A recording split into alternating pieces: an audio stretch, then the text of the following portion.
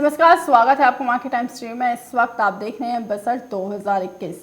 कल 1 फरवरी 2021 को निर्मला सीतारमण भारत की वित्त मंत्री ने बजट पेश किया। उसके बाद से यहाँ पर कमोडिटी बाजार के अंदर काफ़ी हलचल देखने को मिली। दालों के ऊपर इसका क्या इम्पैक्ट रहा, इसके बारे में आज फोकस करेंगे। दाल इंडस्ट्री कितनी सेटिस्फाई है, दाल इंडस्ट्री को क्या लगता है बजट को लेकर, जो उन्होंने बजट पेश किया है हमारे वित्त मंत्री ने, उससे लेकर उनको कितने पॉजिटिव इंडिकेशन देखने को मिलते हैं।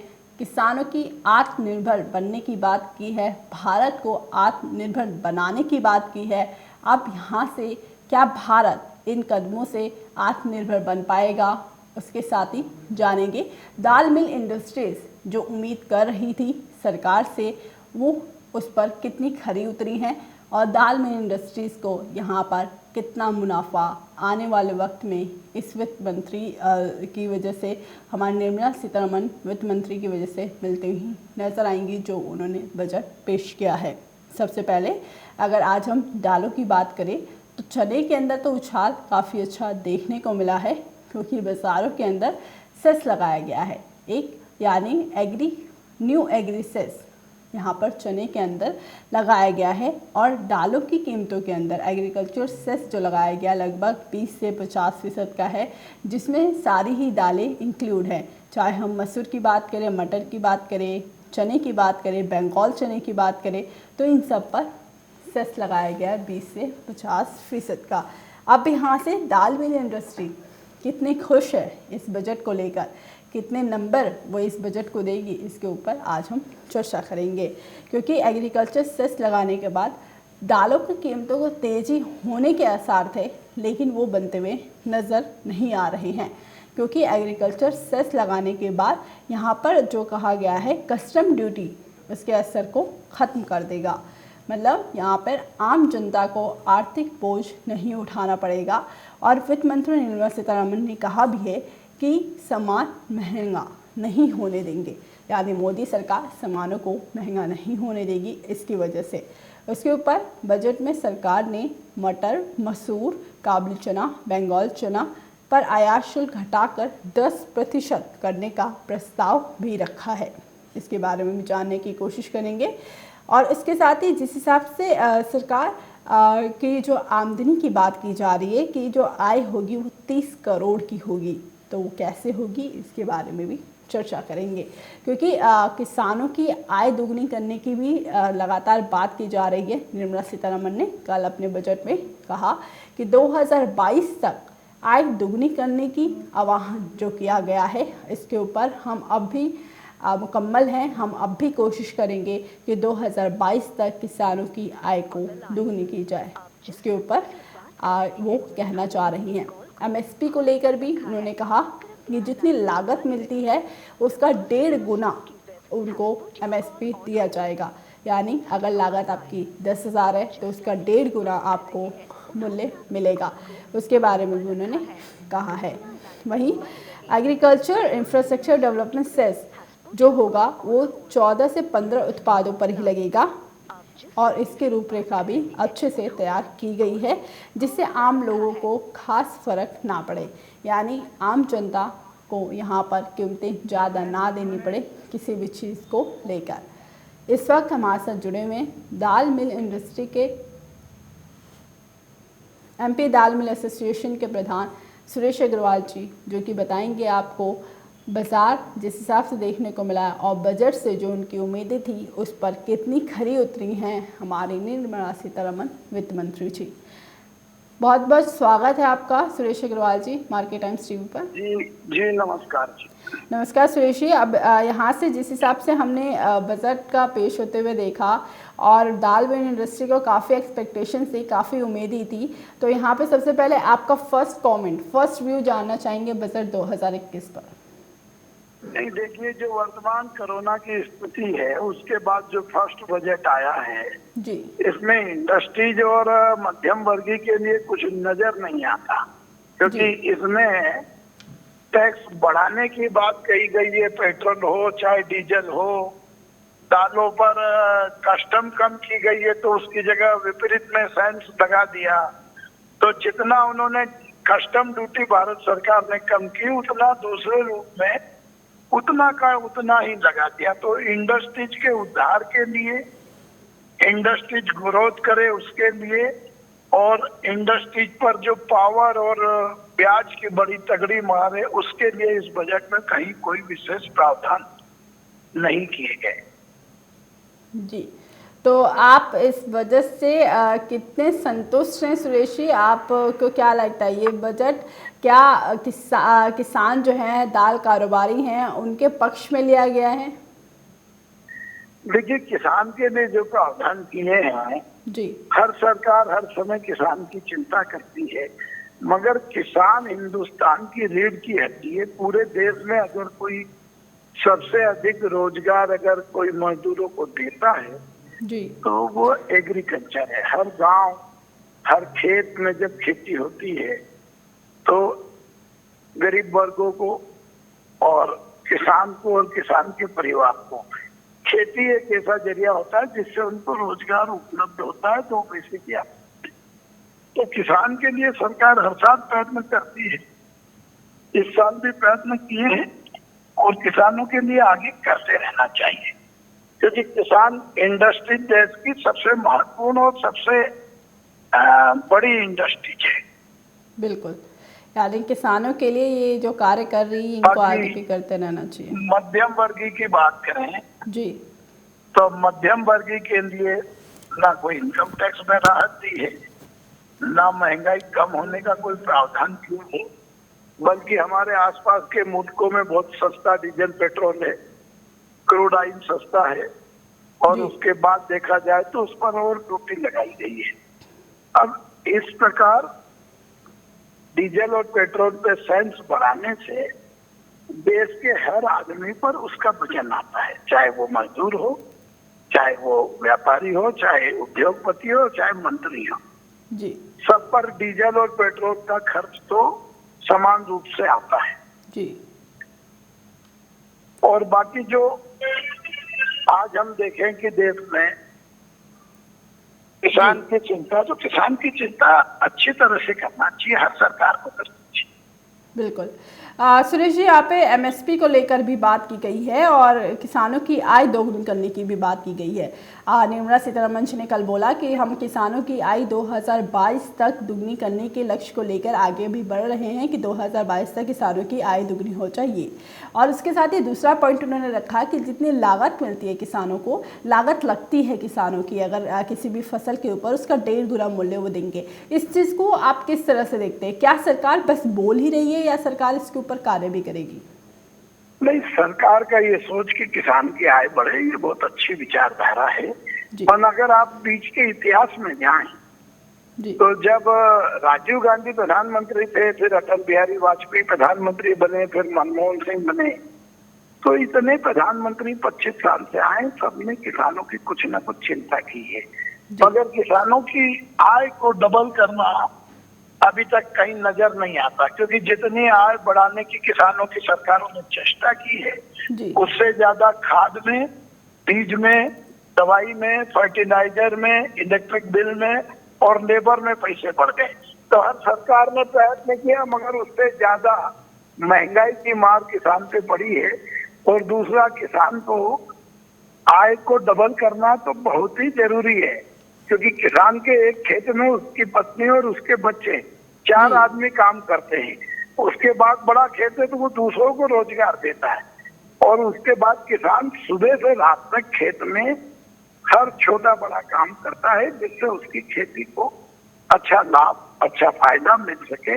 इसलिए किसान के हित में आय को डबल करने के प्रयास जो होना चाहिए वो तीव्र गति से होना चाहिए। और अभी हम 20 सालों से सुनते आ रहे हैं किसानों की आय बढ़ाएंगे। समर्थन मूल्य एमएसपी का जो बढ़ता है, इसकी हर बार मीटिंग होती है, मैं जाता भी हूँ, तो एमएसपी कभी 150 रुपए साथ बढ़ता है, कभी 200 रुपए बढ़ता है, मगर उस राशि के अनुपात से अधिक मजदूरी और खाद और अन्य खर्चे बढ़ जाते हैं। तो एमएसपी जितना सरकार बढ़ाने का प्रयास करती है, दूसरी चीजों के महंगाई के कारण वो सब उससे समता बराबर हो जाता है, और बल्कि उसमें महंगाई का और एक हिफाजा हो जाता है। तो किसान की चिंता करने के लिए सभी प्रकार के दलहन, चाहे चना हो, चाहे मसूर हो, उड़द हो, तुअर हो, इन सबका समर्थन मूल्य 7,000 रुपए मिनिमम सरकार को करना चाहिए। मैंने लिखित में मूल्य आयोग को राइटिंग में भी पत्र दिया है, उनसे अनुरोध भी किया है।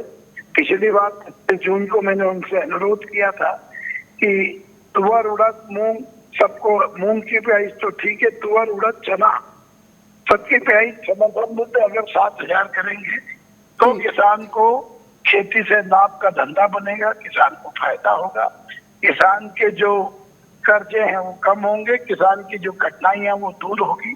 तो समर्थन मूल्य एमएसपी को बढ़ाने की नितांत आवश्यकता है। अभी मैंने 15 दिन पहले भी माननीय वित्त मूल्य आयोग जो कि उनको अनुरोध किया जी 6,000 रुपए का उड़द और 6,000 रुपए की तुअर का समर्थन मूल्य 6800 से 7,000 कम से कम रखें तो किसान को थोड़ा सा लाभ होगा।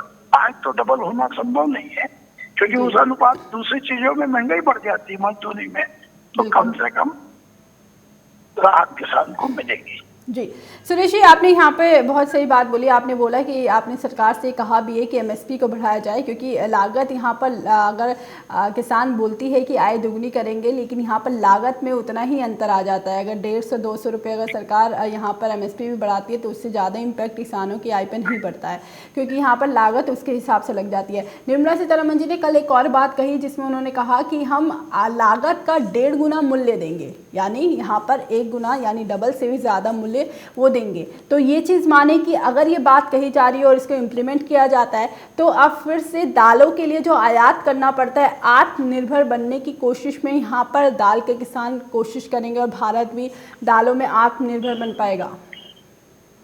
देखिए, दालों में जो आज भी जी देश में उत्पादन हो रहा है, पिछले 3-4 साल से काफी बढ़ोतरी हुई है। जी 2017, 18, 19 को देखे, 20 को देखे तो दाल का उत्पादन बढ़ा है, मगर उत्पादन के अनुपात से कीमतें नहीं बढ़ी है। लागत मूल्य का 1.5 गुना कहना बहुत सरल है, सुनने में भी अच्छा लगता है, मगर होना चाहिए, उस पर अमल होना चाहिए। मैंने कहा ना, जितनी कीमत बढ़ती है उससे अदर फर्टिलाइजर, इलेक्ट्रिसिटी और डीजल में कीमतें बढ़ जाती है। आप 5 साल का कीमतों का हिसाब देखिए, 5 साल में 16% एक्साइज पेट्रोल और डीजल पर बढ़ा है। तो जितना लागत मूल्य बढ़ा है उतना मजदूरी और डीजल और इलेक्ट्रिक में बढ़ गया, कीटनाशक में बढ़ गया। तो किसान को डबल मूल्य देना है तो आपको समर्थन मूल्य जो है तुअर और उड़द का 7,000 करना पड़ेगा, तो उसको कुछ मिलेगा, लागत का बराबर मिल सकता है। टेढ़े मिलने का तो अभी बहुत दूर की दृष्टि है। अभी किसान की लागत पहले से भी काफी बड़ी है, मौसम की मार बहुत आती है किसान पे, अच्छी खड़ी फसल में मावठा गिर जाता है और नुकसान हो जाता है, कभी होते गिर जाते हैं, कभी आंधी चल जाती है, उनके सब नहीं होता है तो कोई ना कोई बीमारी, पौधों में बीमारी उग जाती है। तो किसान को दवाई का खर्चा बहुत होता है, मजदूरी का खर्चा होता है, तो सरकार को लागत मूल्य बढ़ाने की आवश्यकता है। आज मूंग की लागत मूल्य बढ़ी हुई है, उसी प्रकार तुअर, उड़द, मसूर और चने की लागत मूल्य मिनिमम 7,000 भारत सरकार को करना चाहिए। बिल्कुल, यानी यहाँ पर समर्थन मूल्य बनाने की ज़रूरत है, बढ़ाने की। अगर सरकार चाहती है कि आय दुगनी हो और 1.5 गुना मूल्य की सरकार यहाँ बात करिए, काफ़ी अच्छा है। सरकार इसके ऊपर अगर कार्य भी कर दे तो किसानों को जो ये आंदोलन चल रहा है वो आंदोलन ख़त्म हो जाएगा, क्योंकि लगातार ये आंदोलन 2 महीने से चल रहा है और अभी भी एमएसपी और कॉन्ट्रैक्ट फार्मिंग और कृषि बिल के ऊपर ये चल रहा है और किसान काफ़ी परेशान है। पूरी सर्दियाँ उन्होंने आंदोलन में बिता दी 2 महीने से, और उसके बावजूद अभी भी उनके मन के मुताबिक वो चीज़ें नहीं हो पाई हैं जो किसान चाहता है। यहाँ पर जिस हिसाब से हम बात कर रहे हैं जो सेस बढ़ाया गया है उसके ऊपर सुरेश जी, तो यहाँ पर लगभग 20 से 50% सारी ही दालों के अंदर सेस बढ़ा दिया गया, चना हो, काबुली चना हो, मसूर हो। तो इससे कीमतों पर कितना असर आपको लगता है, दालों की कीमतों पर? नहीं, देखिए, जो टैक्स बढ़ा है वो तो देश के अंदर नहीं है, वो तो देश के बाहर के आयात पे बढ़ा है। जी बिल्कुल। हमने 2017 में माननीय निर्मला जी सीतारमण जी से अनुरोध कर आयात को बंद कराया था। मुझे याद है जून में हमारी 2017 में मीटिंग हुई थी, और उन्होंने भारत के प्रधानमंत्री जी से चर्चा करके आयात को बंद किया था। जी कुछ WTO के साथ जो वर्ल्ड ट्रेड ऑर्गेनाइजेशन है उसके तहत कुछ मात्रा में सरकार को मंगाना पड़ता है, जी वो देश के सामने इंडस्ट्री मंगा रही है। मगर ये जो ड्यूटी घटाई है जी ये तो ठीक है, मगर उसी अनुपात से सेंस भी तो बना दिया। तो एक तरह से उसने ड्यूटी घटना और दूसरे रूप से लेने में कोई कीमतों में अंतर नहीं आएगा। और रहा सवाल बिल्कुल। आत्मनिर्भर का, तो भारत में जो उत्पादन हो रहा है वो जी। आत्मनिर्भरता के लिए ठीक है। आज 2 साल से आयात बंद है, तभी भी कीमतें में कोई इतनी बढ़ोतरी नहीं हुई कि सरकार को किसी प्रकार का कोई एक्शन लेना पड़े। और जो आयात भी हो रहा है ये जरूर है कि नेफेड द्वारा कुछ गड़बड़ की जा रही है जिससे देश के बाजार को उथल पुथल किया जाता है। नेफेड को खरीदने के लिए 2 महीने का समय दिया जाता है, वो बेचने के लिए 6-6 महीने चिंता नहीं करते, और जब उनकी मर्जी आती, जब उनकी इच्छा होती बेचने आ जाते, तो मार्केट को काफी उथल पुथल कर देते। नेफेड को खरीदने की समय सीमा दी है, ऐसे ही माल को विक्रय करने की समय सीमा होना चाहिए कि हर महीने थोड़ा थोड़ा माल बिके। तो एक नेफेड को ठीक करने की जरूरत है। अगर नेफेड सुचारू रूप से काम से करता रहेगा तो कीमतें बढ़ने की संभावना बहुत नहीं के बराबर रहेगी। और जो विदेश से माल आयात पे अंतर हुआ है, निश्चित 2 साल में आयात देश में घटा है। पहले 2015-16 और 16-17 के मुकाबले आयात में काफी कमी आई है। तो उस अनुपात देश के किसानों को वाजिब मूल्य मिलेगा तो निश्चित ही भारत का किसान अधिक उत्पादन करने में, अधिक पैदावार करने में। जी तो एक पिछली घटना याद दिलाता हूँ, 2006 में 660 रुपए कुंटल किसान को गेहूं का समर्थन मूल्य भारत के द्वारा निर्धारित किया गया था। मैंने ही उस समय मांग की थी कि हमारे किसानों को 1000 रुपए कुंटल दिया जाए, तो ये पंजाब से लेके मध्य प्रदेश से लेके पूरे देश में गेहूं का अच्छा उत्पादन करेंगे। उस समय भारत के प्रधानमंत्री ने इस बात को माना, 900 रुपए उन्होंने उसका गेहूं का समर्थन मूल्य किया। तब से देश में इतना गेहूं पैदा हुआ कि हम आयात करने के स्थान पर बेचने की स्थिति में। तो इसी प्रकार अगर चने और मसूर और अपने उड़द और तुअर चारों आइटम का समर्थन मूल्य सही होगा जी तो हमारे यहाँ देश में उत्पादन बढ़ेगा, तो देश के बाहर से आयात करने की आवश्यकता कभी नहीं होगी। बिल्कुल, इस बात पर हम भी बिल्कुल आपको सहमति जताते हैं, क्योंकि आयात शुल्क यहाँ पर कटौती तो की गई है, लेकिन जिस हिसाब से कीमतों की बात कर रहे हैं, कीमतों पे यहाँ पर इम्पैक्ट नहीं पड़ेगा। और उसके साथ ही यहाँ पर जिस हिसाब से आत्मनिर्भर भारत बनने की कोशिश में भारत लगातार लगा हुआ है, प्रधानमंत्री का ये विजन है कि आत्मनिर्भर बने भारत भी, तो इसके ऊपर लगातार कोशिशें भी की जा रही है। लेकिन किसानों की आय दोगुनी करने की अगर हम बात करें तो किसानों की आय दोगुनी करने की बात ना करें, इसके ऊपर आगे कार्य भी करें। जिस हिसाब से इस बजट के अंदर कहा गया है कि 1.5 गुना लागत का 1.5 गुना मूल्य किसानों को मिलेगा, तो अगर इस चीज़ को सरकार इम्प्लीमेंट भी करती है, यानी इसको लागू भी करती है और इतना देती हुई है किसानों को, तो आत्मनिर्भर अपने आप पे ही भारत खुद से ही बन जाएगा। और ये एक कमोडिटी, ये सारी ही कमोडिटी को लेकर किसान सरकार और भारत जिस हिसाब से आत्मनिर्भर बनने की कोशिश कर रहा है तो वो बन सकता है। सुरेश जी, बहुत बहुत शुक्रिया आपका, आप हमारे साथ जुड़े और तमाम जानकारी इस वक्त आपने दी, जिस हिसाब से आपने प्रॉपर बताया। क्योंकि यहाँ पर जिस हिसाब से कन्फ्यूजन थी लोगों के अंदर कि इम्पोर्ट ड्यूटी घटाने का प्रस्ताव रखा गया है, सेस बढ़ाया गया है, यानी एग्री सेस ऐड ऑन किया गया है, तो इससे कीमतों पर असर पड़ेगा। तो ये बखूबी सुरेश जी ने बताया कि कीमतों के ऊपर इसका काफ़ी असर देखने को नहीं मिलेगा, क्योंकि ये भारत के अंदर नहीं है। और इम्पोर्ट ड्यूटी का जो असर था वो ये सेस की वजह से एक तरफ से बिल्कुल वैसा ही हो गया जैसे पहले था। तो यहाँ पर कीमतों पर काफ़ी ज़्यादा इम्पैक्ट दालों पर भी नहीं देखने को मिलेगा।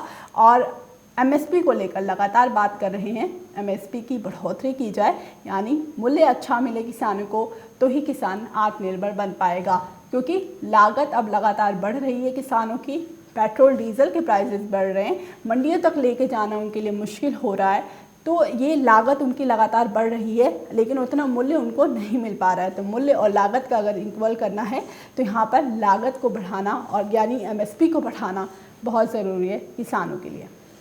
अभी के लिए बजट 2021 में बस इतना ही। आगे खबरें देखने के लिए देखते रहिए मार्केट टाइम्स टीवी।